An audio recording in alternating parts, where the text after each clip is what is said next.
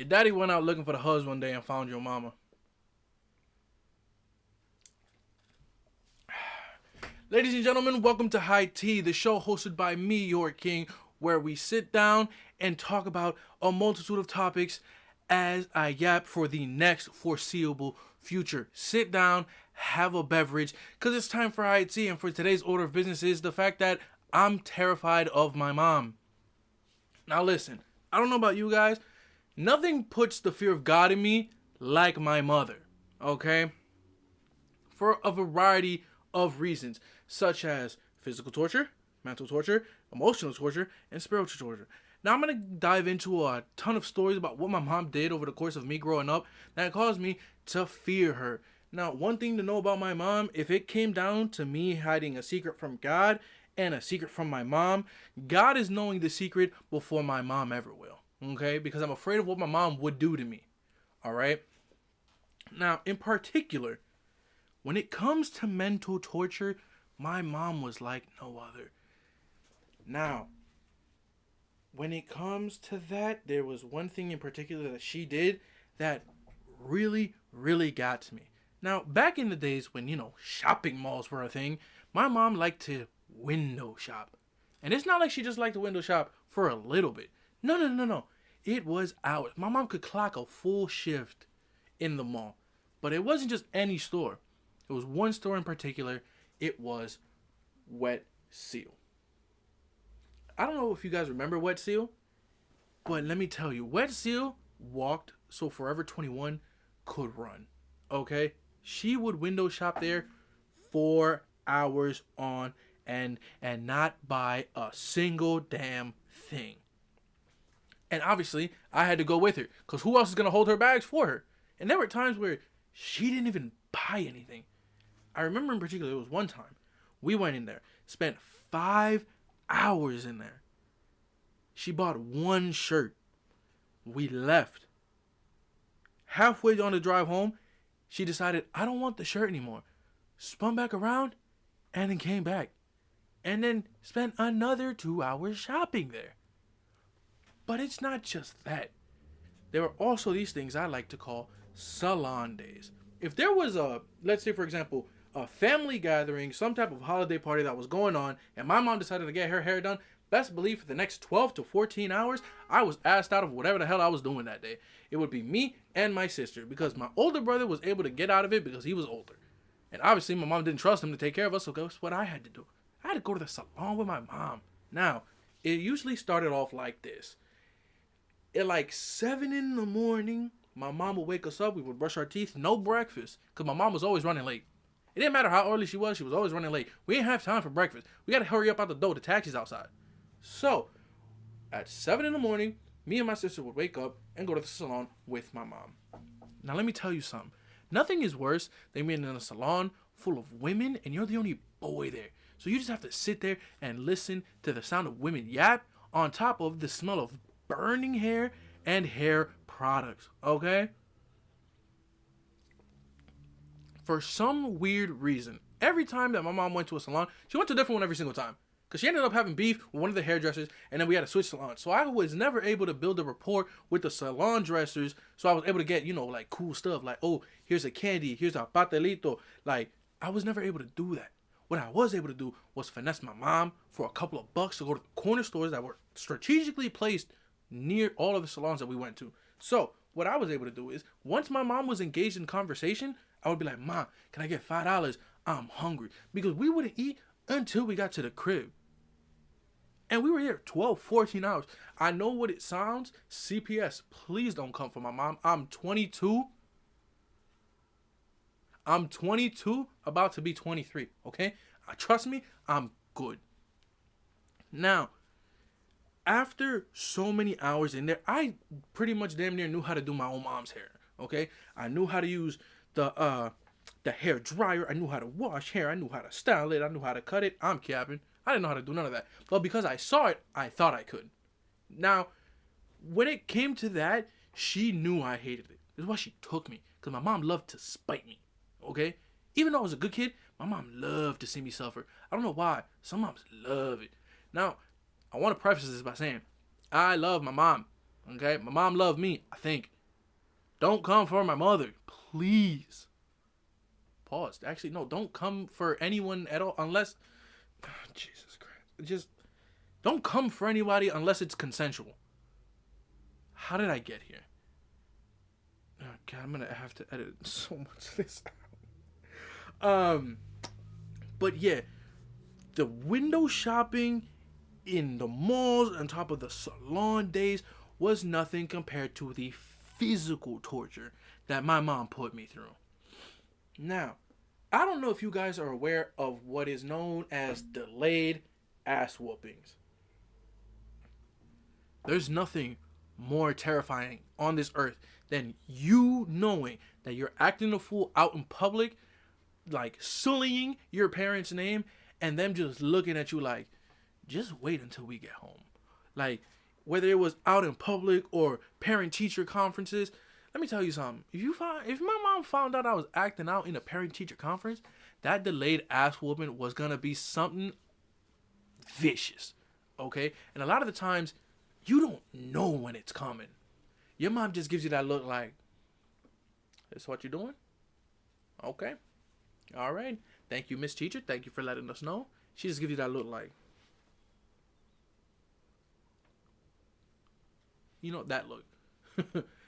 And then when you got to the crib, best believe the first thing she's grabbing is what you're getting beat with, okay? Latino moms, they don't play.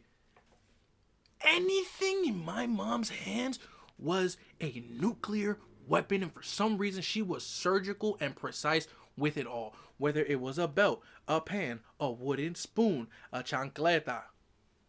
Yeah, and not just any chancleta, that chancleta. If you grew up like me, you remember how that feels, okay? You can taste this picture, okay? That right there, yeah, that. I'm having trauma just looking at this while I'm editing.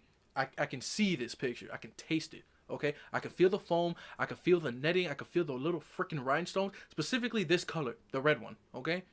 This, right now, if my mom was to pull this out, all bets are off. I'm praying to the Lord because I'm meeting Jesus that day, okay?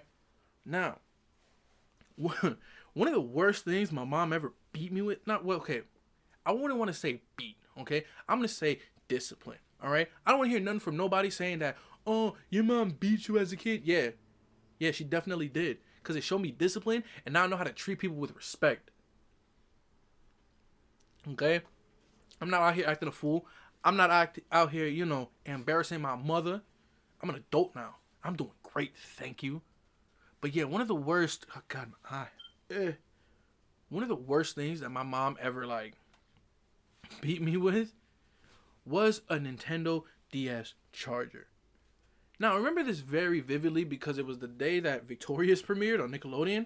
Me and my older brother were fighting over a charger. Now, it was a DS charger. Me and my brother had identical DSs. It was the red one. It was the DS Lite. It was that one, okay? So, when we were fighting over this charger, I knew that my charger was my charger because I had marked it. But my brother could have sworn up and down it was his charger. It wasn't. It was mine. So we were playing tug of war with the charger because I told him it's mine. And he was like, no, it's mine. Doing older brother stuff. The charger breaks in half. And what did my brother do? He ratted on me to my mom? Are you insane? So he did that. Ran to my mom.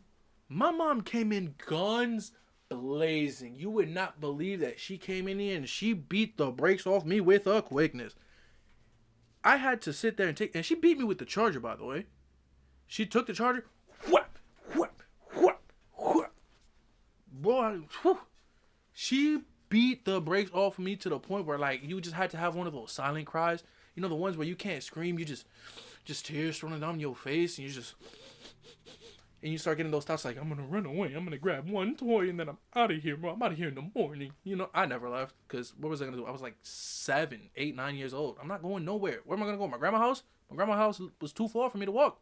I have no bike, no skateboard. I have no form of transportation. And I didn't know how money worked. I can't hop on a bus. But yeah, beat me with the DS charger, and yeah, it was bad.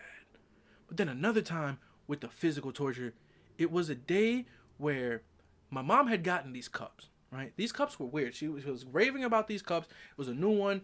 They were like these tumblers. I guess that's what they're called. They're called like tumblers, but they were like rounded at the top. Not rounded, squared at the top, but rounded at the bottom. It was weird, right? So then she got this whole new set of new cups, and she had the tall ones, the short ones. She had plates, she had bowls. And my cousin came one day.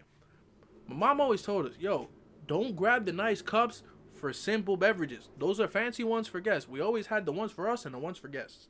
Same with the furniture. This furniture is for y'all, this furniture is for the guests.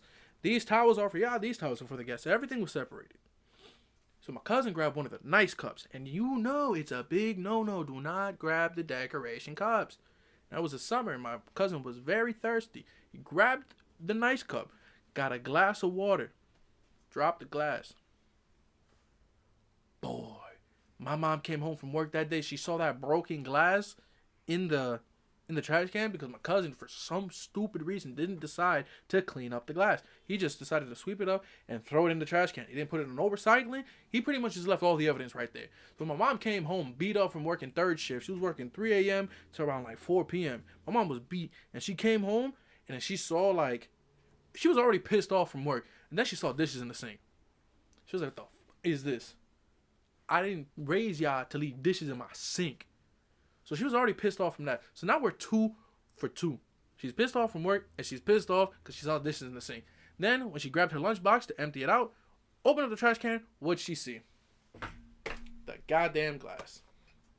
That set her off. My mom took every single clean glass on top of the regular ones for us, destroyed all of them. She's like, y'all want to disrespect me in my house and start breaking shit? Bet. I'm going to start breaking shit. I paid for it. And one after another, you just saw her slam stuff into the trash can. 1, 2, 3, 4. All smashed. And we didn't have no cool cups, per se. All we had were the disposable foam or the plastic ones.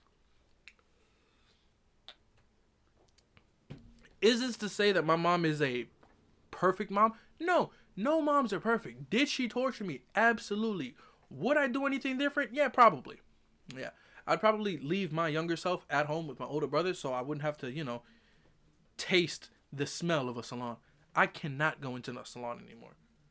But I wouldn't change it for the world. My mom did the best she could with what she had. And I wouldn't change it. I would change some things. I'm capping. But we did have good moments. Such as second Christmas. I don't know about you guys, but second Christmas for me was tax season. When it came to tax season with my mom, anything that you couldn't get at Christmas, you got during tax season. Now, my mom at one point in time had 5 kids under the age of 18. You kidding me? Them tax returns? Nuts. Okay? So we had better second Christmases than we did first Christmases. Because obviously, during first Christmas, you got 4 kids that all want expensive shit. You ain't got the money for that. But best believe you got it during tax season. Yeah, we got new shoes, new clothes, new beds, new video games. Whatever it is we wanted, we got it. As well as my mom got some things that she wanted. Now, I want to say that my mom is not a perfect mom, even though I've said it already. I'm trying to get this point across to y'all because I don't want y'all to say it. I have a bad mom. My mom is freaking awesome, all right? She got tattoos. She's like this tall, instills the fear of God into her children. And on top of that, manages a household. She does it all. She's Superman at this point. I'm going to just leave it at that. Yeah, shout out my mom. Shout out all the moms. Shout out all the moms, the stepmoms, the grandmoms, because y'all still moms, the great grandmas. Pretty much, if you have children, shout out to you. Even the transgender people. Is that offensive? Can transgender people have kids? I'll leave it in. But yeah, that's pretty much going to do it for this week's episode of High Tea. With that being said, if you like the video, make sure you like and subscribe because I have a lot more content coming. With that being said, I've been your king. This has been High Tea, and I'll see you guys in the next episode. Bendición. Yes. No, I'm just telling the internet how fucking crazy you are.